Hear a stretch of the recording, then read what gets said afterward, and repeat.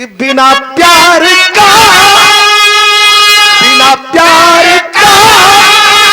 अरे कोई जीवन नहीं है।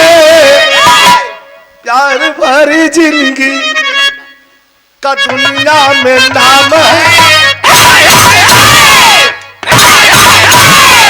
पगला जी, प्यार हो तो सब कुछ हो, प्यार नहीं तो कुछ भी नहीं हो। तब उधम सिंह खड़ा हो गया, कहला सुना सुना सुना सवाल जवाब चला था। घर में लड़की अकेले हो। उधम सिंह से कहला कि जाम हो जाम इस शराब हो, शराब कम महंगा कम नशा करी। एक बेर एके देखा एक बेर ऐसा नशा करी कि वही नशा में तुम्हारी उम्र बीत जाई। तब उधम सिंह कहलन कह लड़की जाम जबरी। हम कहते जाम जबरी, लेकिन आदमी कुछ ऐसा हो कि जो कब्बो न छुले हो अपने दो शीशी ले के बाद कही कि आज तू एक ढक्कन न ले तो हमार मरल वो आदमी कब्बो न छुले। जो आदमी कब्बो न पिले हो ओके देवल आज तोके हमार कसम हमें बेटवा कसम हमार मरल देखबा की। अब जे कब्बो न पिले हो इतना कसम धरा दे कि वो डाल के मुंह में हुलियात बदू जब एक बेर चल गल जवान पर तो दूसर के दिन वो अपने से समझ में कि क्रियोवा वही टूटल ना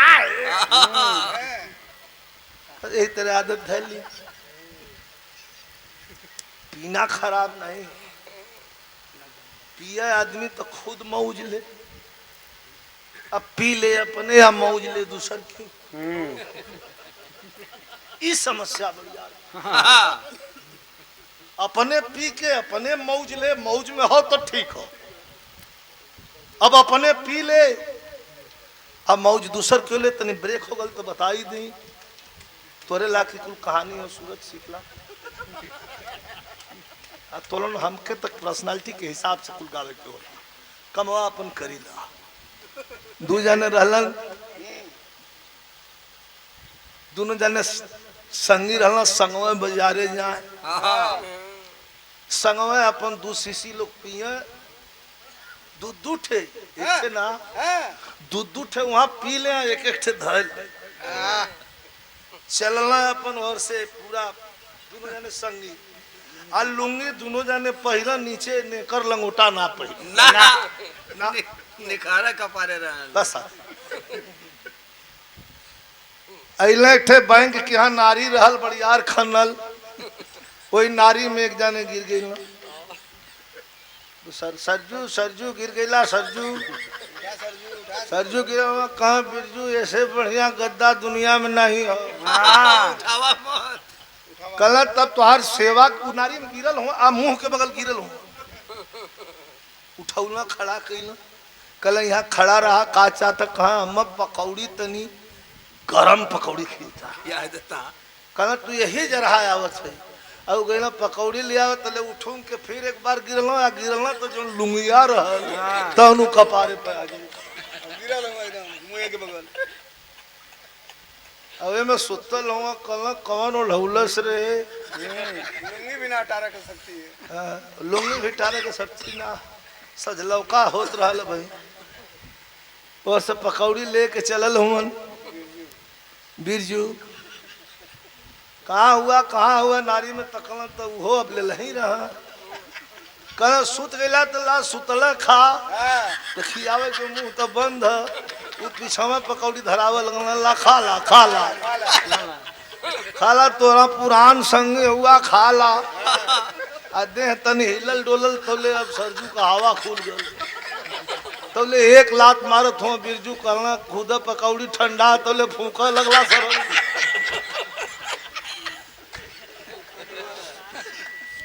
पकौड़ी खुद पानी भइल बा में फूकत का हुआ खा तलल मरचा बड़ा बड़ा बात बाबा ये लेवा वाला जो हो हम उसे ढेर ना कुछ कहिला वो हमारे कहले कोनो फायदा नहीं और सूरज जे ले था वो लेबे करी मानी ना। आदत छूटती नहीं और जो छूट जाए वो आदत नहीं। आदत सीटी तो नहीं बढ़ा दा कराऊ। आदत छूटती नहीं और जो छूट जाए वो आदत नहीं। अब तो मामला बड़ा जगह पर पहुंच गया। उधम सिंह कहला का पिया कर शराब कम सब नशा करी एके देखा कितना नशा करेगी। तो के प्यार करी ला हम। तब उधम सिंह कहला है पागल कि जाम जबरी इस समाज खातिर थेसी से हो, समाज के संदेश हो कि जाम जबरी पिलाना बुरा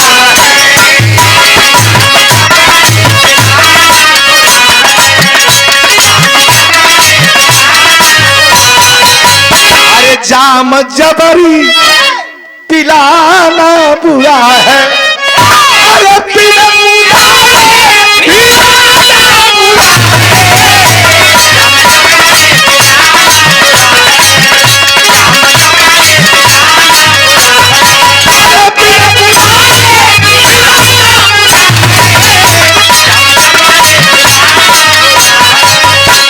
पिलाने की बात कर रही है तो कहलन कूट के खड़ा गए कुर्सी पर से कि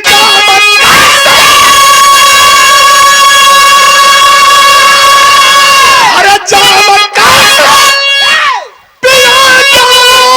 पागल अरे चौकी खून का प्यासा हुआ है तीरा हरदम अरे तीरा हरदम चला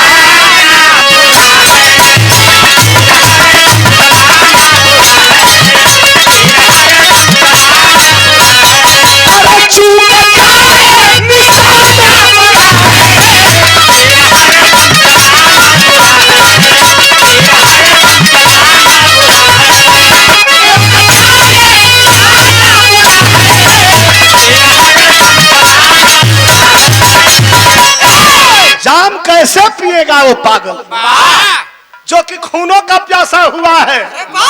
अरे हमें खून चाहिए पीने के लिए घर से निकला हूँ। मेरा मकसद नहीं समझती का है कुछ ना जाना था। बियाह कला हमसे रखवा का बात सुन के उधम सिंह कहलन कि बियाह शादीशुदा आदमी को शादी के लिए प्रेरित कर रही हो। अरे पगली मेरी शादी हो चुकी है। भैया बोला मत है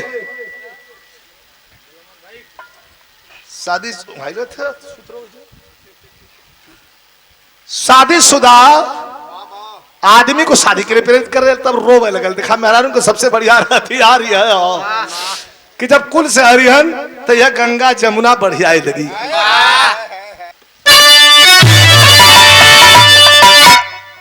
आय है कलश की नैया रोवा लगल करुण हो। उधम सिंह का कटवा धलेलस घर में अकेली हो।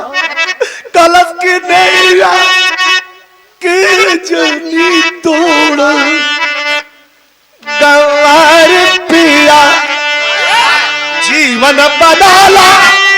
अरे करा हमसे शादी शादी कहा कि जीवन बदला। अरे करा हमसे शादी तिरिया दिल पर न छोड़ा हमारी।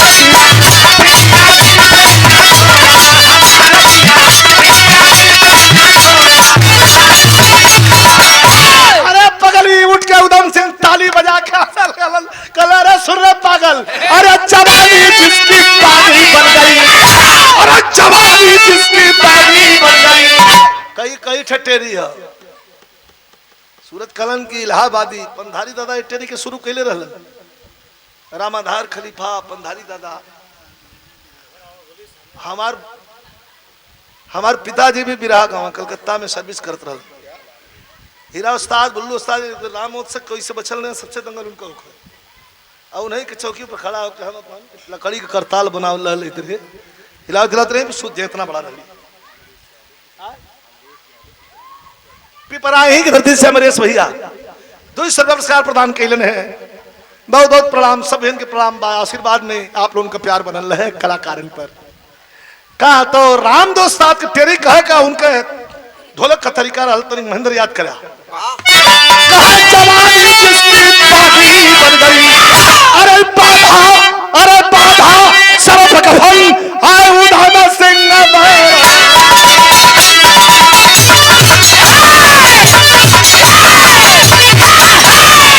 बाधा सर्प कफन है उधम सिंह बैरागी जवानी जिसकी बागी बन गई तू भी आकर हमसे कहा काला करे पगली हमार बियाह हो गल का कहाँ बियाह तोर हो गल कहना ना हमार बियाह हो गल का झूठ झूठ झूठ झूठ सवेरवा हमार माई पुछलस त कहलत कि बियाह नहीं भलो हमार पापा पुछलन त कहला कि बियाह नहीं भलो न मेरे ढई आ इतनी मेरे बियाह हो गल तो हार का बियाह हो गल हमार बताइए हमारे दुल्हन का नाम का है रेखवा दोनों के बीच में वार्ता होते हो उधम सिंह का गलन तनी साउर बड़ा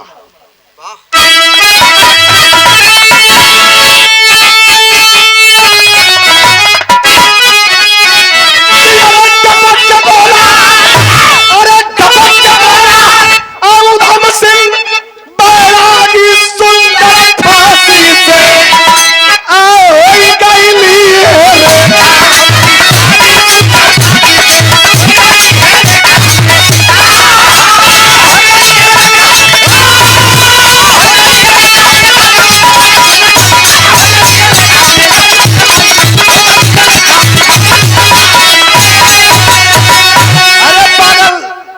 हमारे दुल्हन का नाम फांसी का है फांसी का बतिया हुआ उर्मिला प्रमिला अनीता गीता सीता विमला कुल नाम तमाम बहन बेटियन का फांसी नाम पहली बार आज सुनत तोरे दुल्हन का नाम फांसी है का फांसी हो कहू कैसे कहा कि जन्म से अरे जन्म से अधिकार हमारा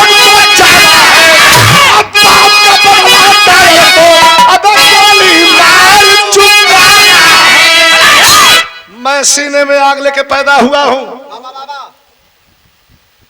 जलिया वाले बाग के कातिल को लंदन जाकर के उसके सीने में गोली मारूंगा कई कुल मत फसावा तोरे दुल्हनिया फांसी तोरे दुल्हनिया का नाम कैसे है ई बतावा कहूं वही आ रहा जनरल डायर के सीने में गोली मारूंगा क्या बात ब्रिटिश गवर्नमेंट गिरफ्तार करेगी मुकदमा चलवाया जाएगा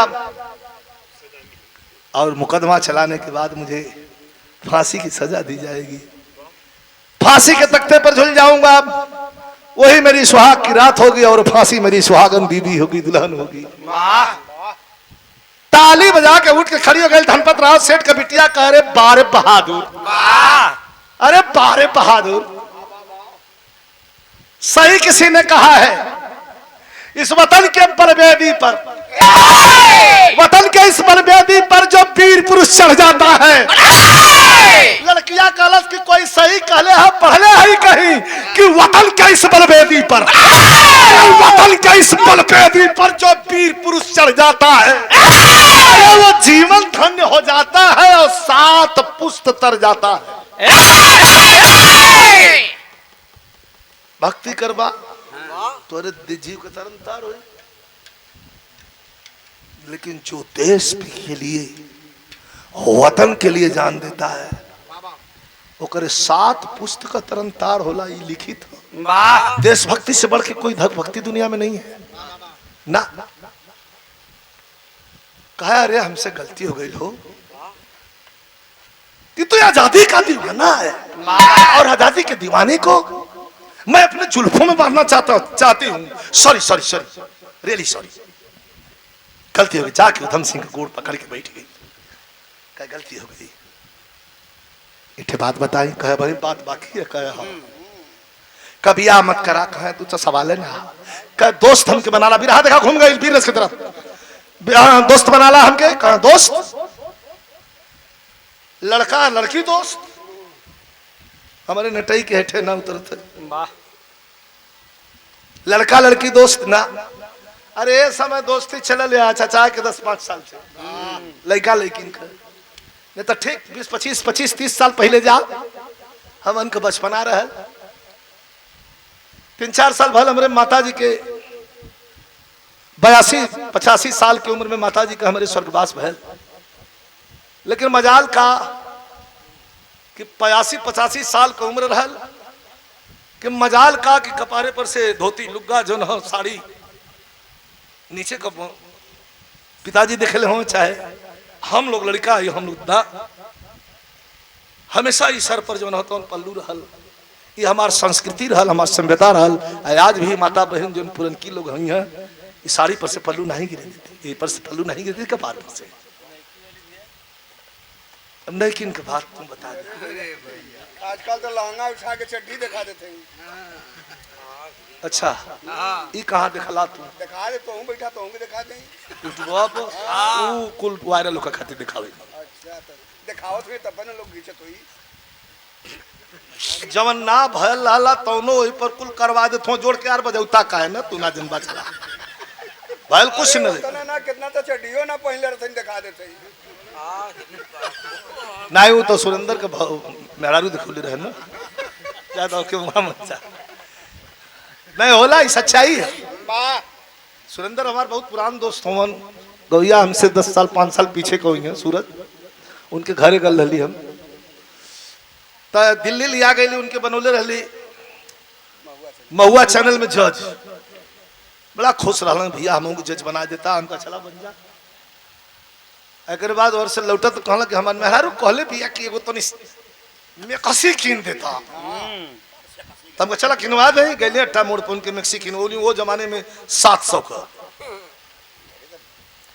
बड़ी बढ़िया वाली औले के मैक्सी लेना बिहान भेले प्रोग्राम में चल गए उनका मेहरारू पहिर के नहा धो के अपन मैक्सी पहले तो के पता ना रहे कि एक नीचे और कुछ पहिरल जाला। देहात के मेहरारू जिंदगी भर धोती लुग्गा पहले और पहिर के मैक्सी अपन वही तरह हाँ थाला के थूला के घूमत बा आ तौले सुरेंद्र के बड़का भैया आ गई ना देखला भयो के आज ये रूप में तौले उ जब देखला सुन के सामने तो जिंदगी भर अपन मुंह तो पले अब देखला सामने तो छुई मुई मतीन घबरा गई कि आज दादा का करी हम मुहवा कैसे तोपी अब मैक्सीए उठा के तोप देला कला तो इतना ना एक चक्कर घूमू गई जाए दुल्हन एक मुंह तोपे में तीनों मुंह दिखा दे। सुरेंद्र भाई से विराह ले तो कुल चला ला हम लोग का तो आनंद पानी सुरेंद्र के मारे के उठ गल ना नहीं अधिकार करत अधिकार तो करत बा ना तो बेर ना कि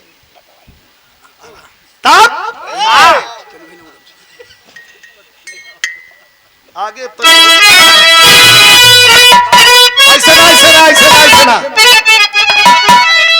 है एक मिनट तो के ना हम कलश कहो दोस्त बना ला कल लड़का के लड़की दोस्त का बना ला फायदे में रहा का बड़ा फायदे का बात करे थे वो हाथ इधर उधम सिंह कहलन वही पर हाथ रख दिला का दोस्त दोस्ती का दोस्ती जान दे के यो पूरा कर दे कई अब्बा तोरे दोस्ती का हक अदा कर दे बिरहा अंतिम में तनिगौर कर लिया लड़की कहला अब्बा तोरे दोस्ती का फर्ज अदा कर दे कह काक दोस्ती का फर्ज अदा करबू कह तू लंदन जाबा कहां हम दर्दन दायर के मरबा कहां हम कह जाए बता पैसा नहीं है खाना कमो बन कर लंदन जाइबा जनरल दायर के मरबा आ जाए बता पैसा नहीं है तो हम तो के लेके चलब यह दोस्ती का फर्ज अदा करब चट दे गोड़े पर बैठ गेलन कहलन की जिंदगी में कोई के सामने उधम सिंह झुकलन नहीं तोरे सामने अपन गर्दन झुका के इस्तेकबाल का मतलब स्वागत तुहार करत है इस्तेकबाल करत है तुहार हम ले चला जब वही लड़की का पिता आइलन है लड़की जाके और लड़की अपने पिता से कहलस कि बाबू पिताजी हम जाइब लंदन टूर पर जाइब कह टूर पर जाइबू अब भाई खुदा लंदन वाला आके देश में परेशान कैले हुवन तू का कर जाइबू टूर पर कहे जाइब कहे अकेले मत जा जमाना दुख जरा था नहीं पापा जाइब हमार फ्रेंड हानो का फ्रेंड कॉमन फ्रेंड कई का या बैठल हो का कलिया समुंदर में से छनलस आज तोर फ्रेंड हो गल ले जाके और कोनो दूसर बैंड धरा दे तो हमन तो आज देख के उलट जा हाँ जाए दा बहनी मत जा का पापा मेरा अच्छा फ्रेंड है। उधम सिंह लड़की की बात सुन के लड़की के पिता सुचलन की काजनी बचौले हो समुद्र के पानी में से दोनों में अगर पट बैठ जाई तो हमें का दिक्कत है हमारे पास काफी धन दौलत है कोई बच्चा बच्ची हम ना लड़कियां है ये हो कुल धन यही का तो बिहार से कहले अच्छा ठीक बा तुरंत पासपोर्ट वीजा तैयार कैले न है पैसा रुपया काफी देलन है और दे करके ले जा के फ्लाइट पे बैठौले तो भाव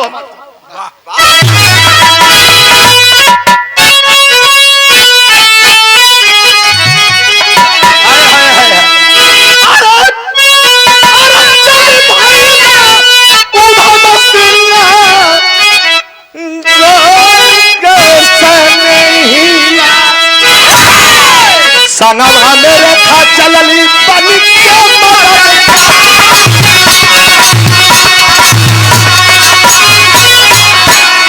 अरे लंदन में आके दोनों करे फोटो स्टूडियो खोला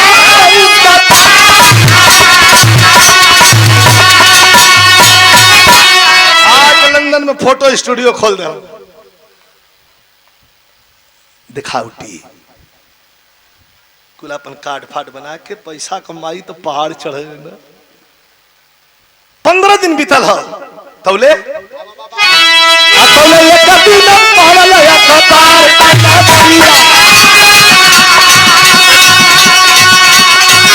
अरे मीटिंग में आएगा टावर मिलन से बच्चा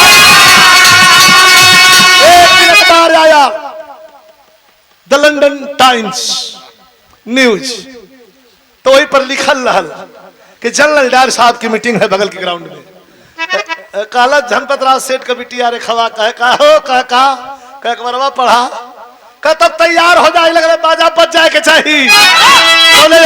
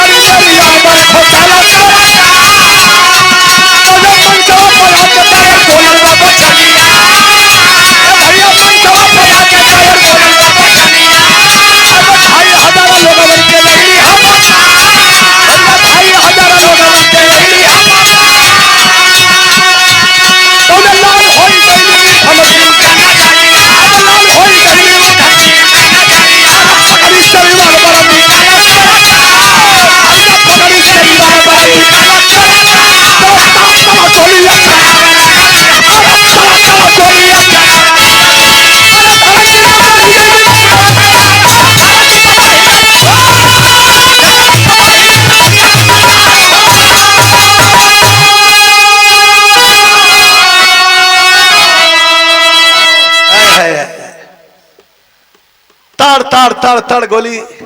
जब वही जनरल डायर उठ के बोलल कि 2500 लोगों को मैंने मौत के घाट उतारा जलियांवाले बाग में। पगड़ी से रिवाल्वर निकाल करके चढ़ा लिया, खींच लिया, ट्राइगर खींच करके धड़ धड़ धड़ धड़ गोली चलाना शुरू किया। जब गिरलन है मरद 5-6 गोली जब गिर गए जनरल डायर, अंग्रेजी सिपाही दौड़लन गिरफ्तार कर बदे।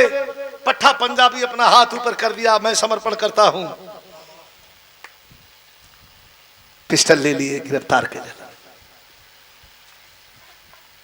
अब जब गिरफ्तार कर लिया गया तो कवि जी भाव कितना बढ़िया लिखत हो।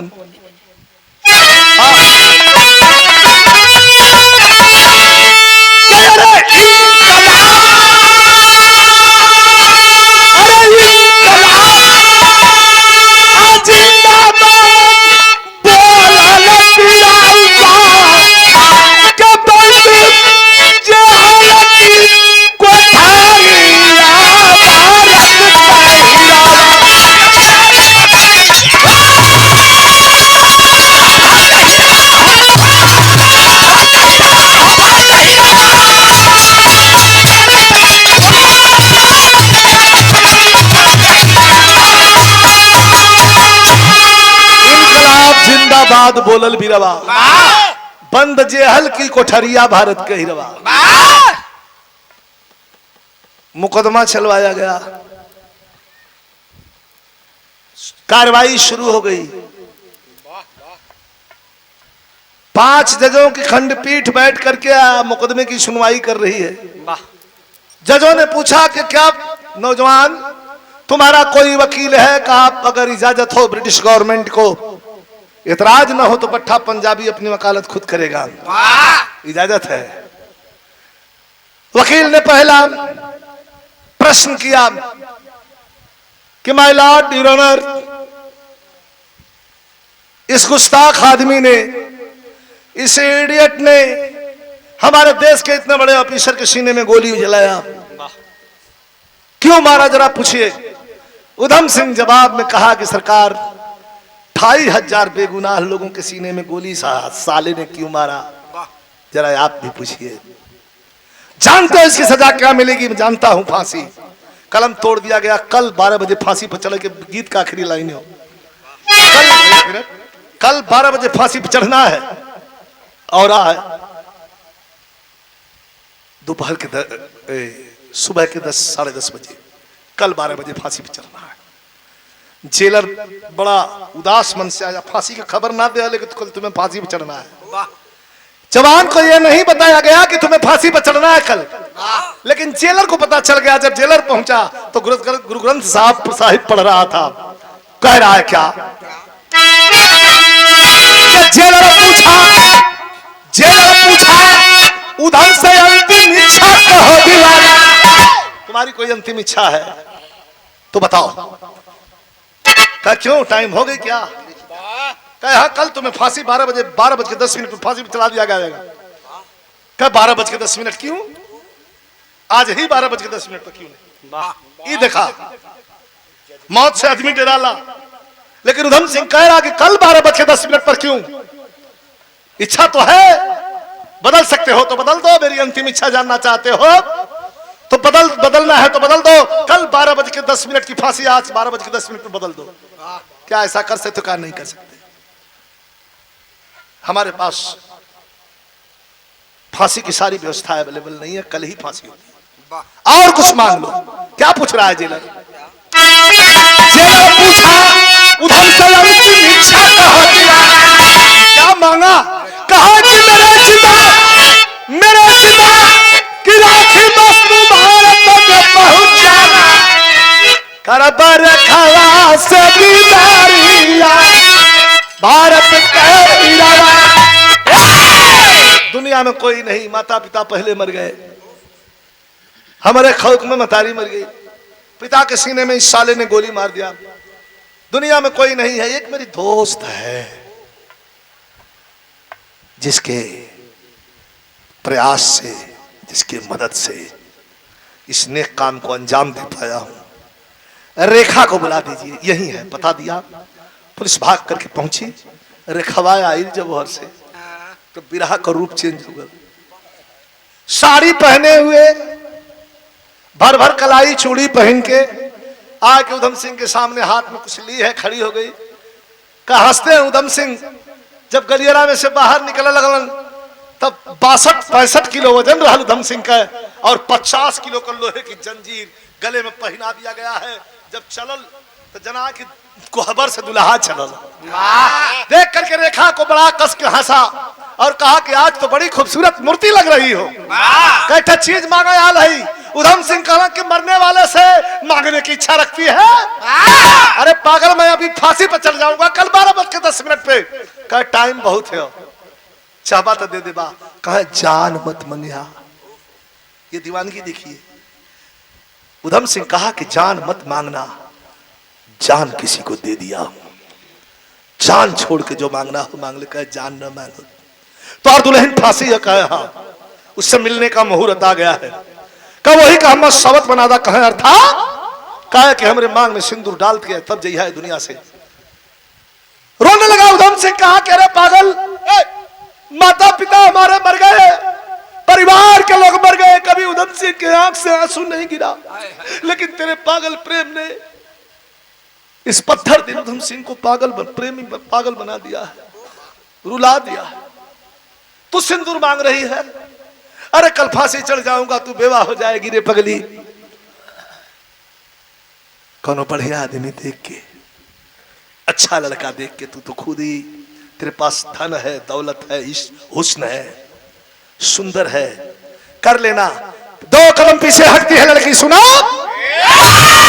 कौनो कायर कपूत भणुआ का मेहरारू बनले से नहीं कहो, तोरे मतिन शहीद के विधवा बन के अपन जिंदगी बिता ले ना। देवा कि नहीं देवा, रोते हुए उधम सिंह ने सिंदूर की डिबिया में से निकाल करके सिंदूर मांग में भर दिया और कहा कि जा रहा हूं। अगर देशभक्ति के बदले में ऊपर वाला पूछेगा कि अगर कुछ मांगना चाहता है जवान तो मांग ले, तो जानती हो क्या मांगूंगा? कह क्या मांगूंगा? कह तू कल्पना नहीं की होगी क्या मांगूंगा। क्या मांगूंगा बता दा। कह यह मांगब कि हे परमपिता, अगर मेरी भक्ति से, देशभक्ति से खुश हैं तो एक काम कर दीजिएगा, एक काम कर दीजिएगा, फिर से दोबारा हिंदुस्तान की धरती पर मेरा जन्म दे दीजिए। जो आजादी अधूरा रह गई है उसे पूरा करूंगा, और जन्म भी दीजिएगा तो वही मेरी दोस्त रेखा जो नेक काम करवाने में मेरा साथ दी है, उसी के कोख से मुझे जन्म दे दीजिएगा, ताकि हिंदुस्तान में क्रांति की मुनादी फिर से बजा सकूं। सुबह भाई लेकर के जल्लाद चल पड़े। बैठी हुई थी भैया, ए लड़के, ए